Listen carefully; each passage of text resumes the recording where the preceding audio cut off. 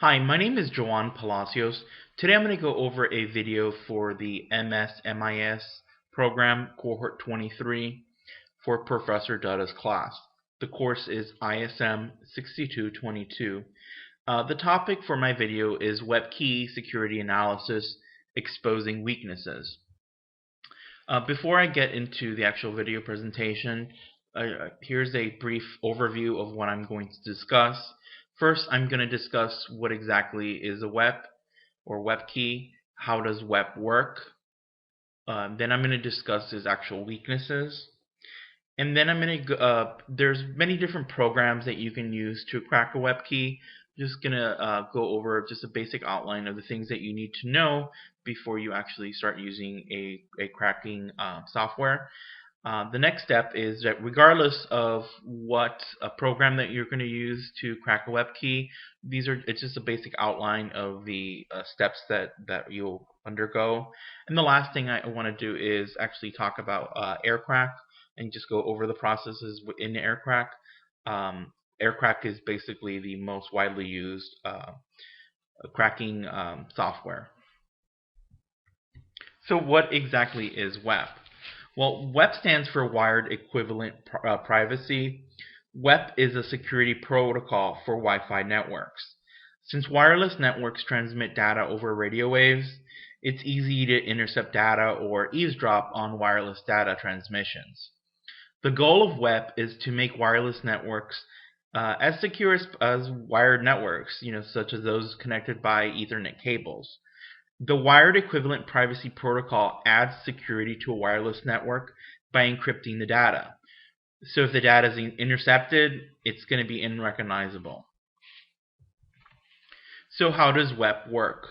Well, when WEP is active in a wireless LAN, each 802.11 packet is encrypted separately with an RC4 cipher stream generated by a 64-bit RC4 key.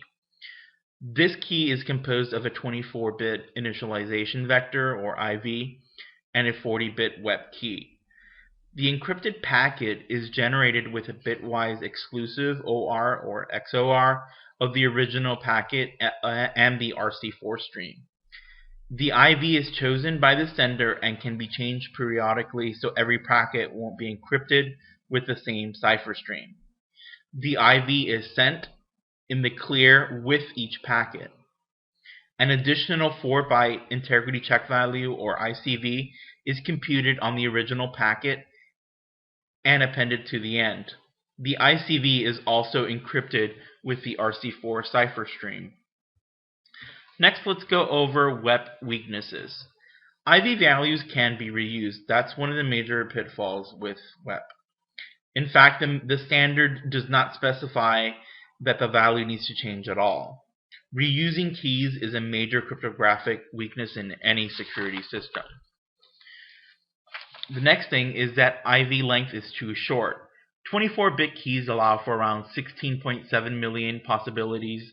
That sounds like a lot, but on a busy network, this number can be achieved in a few hours. So reusing is unavoidable. Some manufacturers use random keys. This is not the best way to ensure against reuse.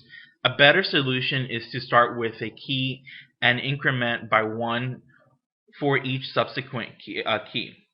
Unfortunately, many devices revert to the same value at startup and then follow the same sequence, providing lots of duplicate values for hackers to work on. The next thing is that weak keys are susceptible to attack. Certain key values combinations or weak IVs do not produce sufficiently random data for the first few bytes. This is the basis of the highly publicized attacks on WEP and the reason that keys can be discovered. Manufacturers often deliberately disallow weak IV values. Now, this is a good thing in that it reduces the chances of a hacker capturing weak keys, but it also has the effect of reducing the already limited key possibilities even further. So this increases the chance of actually reuse of the keys. The next thing is that master keys are used directly. From a cryptographic point of view, using master keys directly is not at all recommended. Master keys should only be used to generate other temporary keys. In this regard, WEP is seriously flawed. The next thing is that key management and updating is poorly provided for. Key administration of web keys is not designed and difficult to do on large networks. So users tend to change keys very infrequently, which gives a potential hacker lots of time to collect enough packets to launch an attack. And the last thing is that message integrity checking is ineffective. Web does have a message integrity check, but hackers can change messages and recompute a new value to match it. This makes the checking ineffective against tampering. Now, before we actually go in and start if you're going to go ahead and actually do crack a web key, you need to know that cracking another person's web key is illegal. I know you want to get free Wi-Fi, but this is illegal. This is why I'm not doing a hands-on presentation of using AirCrack or another software. The next thing you need to know that your network adapter must be configured for monitor mode and packet injection. Packet injection is it is recommended. I mean, you can do it in monitor mode, but packet injection speeds up the process. If you don't have enough data, then it will take hours, if not days, in order to get enough IP packets. So, again, cracking WebKey, so it does depend on network traffic and also the connection quality. So if the network traffic is slow, you need to generate traffic to speed up packet transmission, which is the packet injection. Now, regardless of what program is used to crack web keys, this is basically an overview of what goes on or what you need to do. You need to install an appropriate packet sniffing software and on your operating system. You use Kismet. You can and you can also use AirCrack. AirCrack is probably the best because not only does it scan networks, but it also cracks them, or cracks the web key. So if you use Kismet, you would have to get a cracking software. So just use AirCrack. The next thing you need to do is establish a test wireless access point just to experiment with the packet sniffing software. The next thing you need to do is assign internet protocol address to test the access point.